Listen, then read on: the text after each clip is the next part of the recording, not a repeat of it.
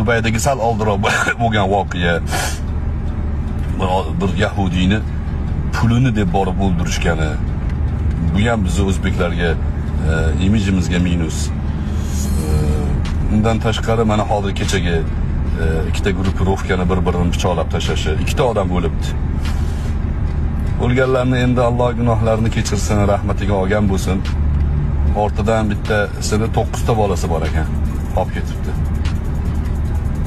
Gaplashsangiz yaxshi odamlar, fikri, hayoli, orzusi bo'lgan odamlar, lekin jinoiy to'dalarga aralashib, qarz havolani undiraman deb bir-biriga pichoq o'qtalib, o'zidan ko'chavali yasab olib, mana shunaqa qilib oqibati ayanchli tugayapti.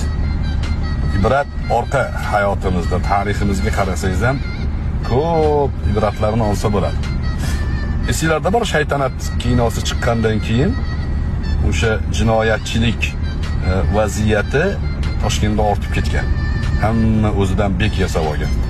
O'shaning uchun bir muddat kinoni taqiqlashgan ham. Va u kinoda jinoyatchilarni oxiri xulosada qahramon qilib tasvirlab qo'ygan. Obraz shunaqa chiqqan. Do'stlar, jinoyatchilar qahramon bo'la olmaydi.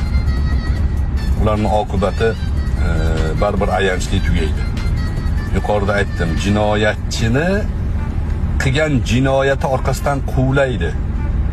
Birovni haqqini yegan bo'lsangiz, sizni ham haqqingizni yeyishadi. Xotirjam bo'ling. Zino qilgan bo'lsangiz, sizni ham mahramingiz zino qilinadi.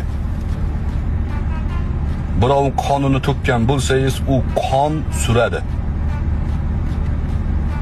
Qiyomat kunida Alloh subhanahu va taolo iymondan keyin eng birinchi hisob-kitob qiladigan narsa qon. Qonni so'raydi. Har tomchi qonga Alloh taolo so'raydi. Qur'onda "Va man qatala nafsan bighayri nafsin aw fasadin fakannama qatala an-nasa jami'a" degan. Bitta odamni o'ldirish, butun insoniyatni o'ldirish gunohiga teng.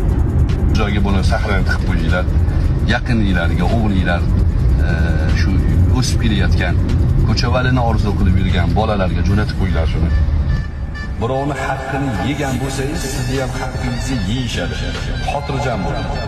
Zino qilgan bo'lsangiz, sizni ham mahramingiz zino qilinadi.